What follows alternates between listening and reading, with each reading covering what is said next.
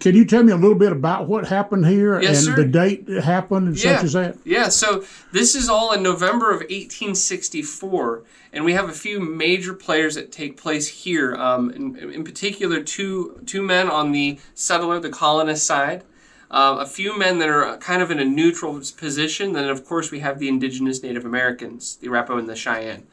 On the settler side, the people that perpetrate this, two names pop up, John Evans and a man named Colonel Chivington.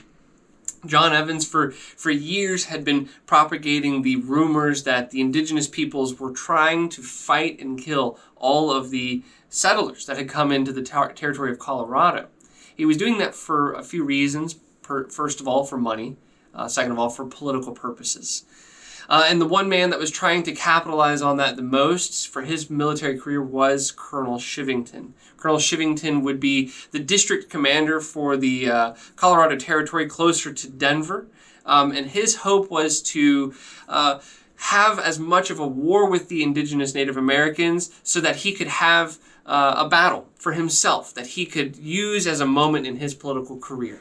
Of course, the indigenous Native Americans here did not want to go to war. And in the summer of 1864, they are actually trying very hard to create peace. In fact, one man in particular that was leading the peace effort from the Arapaho and Cheyenne side was Chief Black Kettle, famous name you may recognize.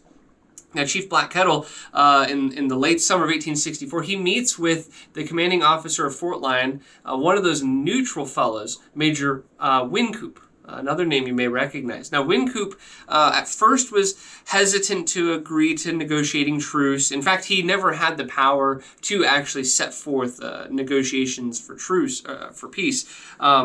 But he was impressed because Black Kettle arrives with 4 prisoners, with the hope that providing those prisoners to the settlers, he might be able to convince them that they are peaceful people, that the Arapaho and Cheyenne are peaceful people.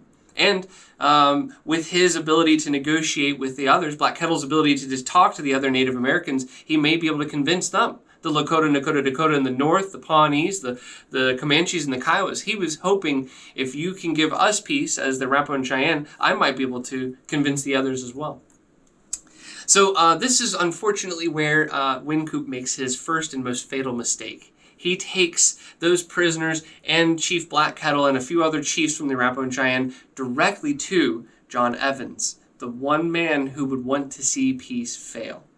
You see, the reason why he doesn't want peace to succeed is if there is peace, then all the money he's raised to raise a military force here was for naught, because now there's peace. In fact, he raises what was the 3rd Volunteer Regiment, the Colorado 3rd Regiment. This regiment was raised and never sees a battle for almost the entirety of their 100 days that they were to be conscripted. Now, as those 100 days are close to expiring, he's really trying to avoid peace, John Evans. And he's trying to do that along with the help of Mr. Chivington, Colonel Chivington. He says to Chivington, well, this is a military affair. I'm not, as the governor, capable of creating peace. So, Chivington, you'll have to find a way to create peace. Well, Chivington's the district commander, but he's not the general. So he pawns it off on General Curtis, who's currently fighting in Kansas, is unable to actually participate in negotiating peace himself. And in light of that, Chivington says to Wynkoop, take them back to Fort Lyon and tell them where they can go to be peaceful, and we'll get peace negotiations at some point once we hear back from Curtis.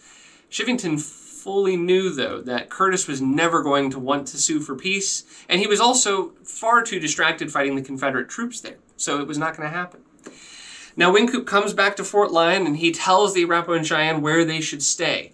And Black Kettle, doing what he needs to protect his people, he puts about 750 of his more peaceful and innocent people just over here in the Sand Creek area, keeping them all relatively close to the Sand Creek Reservation, which in and of itself was a very small area within the Great Plains that we have here. The additional over 2,000 members of the Arapaho and Cheyenne would be much farther north, but Black Kettle's intention was put his people that need the peace the most, his women, his children, his young men, his older gentlemen, as close to Fort Lyon so that when peace is ready, they're as close as they need to be where they should be to get the peace that they need. Unfortunately, Colonel Chivington needed a battle. He needed a battle. and he knew that there was going to be some indigenous people relatively close to Fort Lyon. So without orders, Chivington one day just leaves Denver with members of the 3rd Regiment, Colorado 3rd Regiment. He goes down to Pueblo, then comes out east of Fort Lyon. When he arrives in Fort Lyon, Major Wynkoop, the architect of this peace, is gone. He's been removed from this area. He's been replaced by another man, Major Anthony. Major Anthony is a little bit more likely to attack the indigenous people. He has got those racist ideas that have been perpetuating the violence against the indigenous people here for so long. So Colonel Chivington meets with him and convinces him, we're going to attack the Arapaho and Cheyenne, but we're going to go all the way to the main force up north. And Major Anthony says, okay, let's do it. Knowing full well that there are some peaceful people here, he tells Chivington there's about 700 of them that are just on the big Sandy Creek bend there. We can go and see them, but those are mostly women and children. Then we can continue on up north to the Smoky Hill where they are the warriors are located. Unfortunately, Colonel Chivington had no intention of going all the way up to the Smoky Hill. He was going to stop right here. And having ridden all the way through the night, Colonel Chivington arrives here at 8 o'clock in the morning. He tells his men to disembark. They think initially just to set camp for the day since they had ridden all night long. Nope, to drop the extra gear, to assume battle formations, and to attack those that were here of the Arapaho and Cheyenne. As they approached the Arapaho and Cheyenne, initially those people who were here, the encampment, believed that this was buffalo or just a peaceful group of Union soldiers passing through. Unfortunately, that was not the case. Chivington's forces initially dispersed the ponies that were here for the Arapaho and Cheyenne before firing. 3 companies came in from the south, while the remainder of the regiment came in from the west, southwest. Unfortunately, within 30 minutes, the battle formation broke. 30 minutes after the firing started, those men of the 3rd Regiment started to turn into a mob, not a force for war. The women and children inside the encampment began to flee.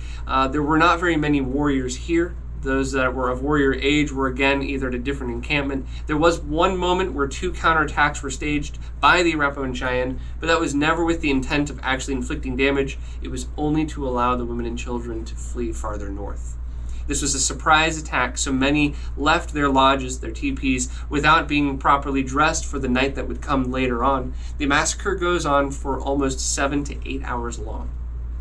After the massacre finishes, members of the 3rd Regiment would take trophies, removing fingers and various body parts, including scalps, from those that were slain here, to take those back to Denver. Of those that were here, of the 750 that were here, over 230 would be killed, and over half of those would be women and children. Now, this is, again, going back to that man, Colonel Chivington, this was a political move for him. After the battle, as he reports it, is finished, he does not necessarily rush to send a battle report. He first tries to send a report to the newspaper, saying that there were 400 to 500 warriors here, over 1,000 in total, 400 to 500 were killed, when in truth it was 230 women and children. Now, this is where we get the most important part of the story. 2 men, Silas Soule and John Kramer, were captains of 2 companies of the 1st Regiment. They're veterans compared to the 3rd. They recognized almost immediately that this was not a warrior force here, that this was not a battle. There was almost no fighting on the side of the indigenous people. And they both write letters to that man Wynkoop, who was the architect of the peace initially, telling him the truth of what happened here. So while Chivington's parading in Denver, showing off all of the plunder they've gotten from this encampment here, Kramer and Silas are working diligently to write letters and to begin an investigation into what happened here. And over the year of 1865, there would be 2 Senate hearings and a military hearing to find out the truth, when we discovered that this was not a battle, but it was a massacre. Unfortunately, at the time in 1865, there was no laws that prevented Colonel Chivington from retiring from his military commission to be retroactively court-martialed, and he was able to avoid any sort of legal punishment. But he would, for the rest of his life, carry the burden of what happened here, his name forever besmirched. And so his political career, military career, was ended at that day. The only truly, truly unfortunate thing outside of the hundreds that were murdered here is the fact that peace was attainable on those days before this massacre. Unfortunately, after the massacre, this fully convinced the indigenous peoples of all tribes in the Great Plains that peace was not possible and would extend the wars that continued on for many years.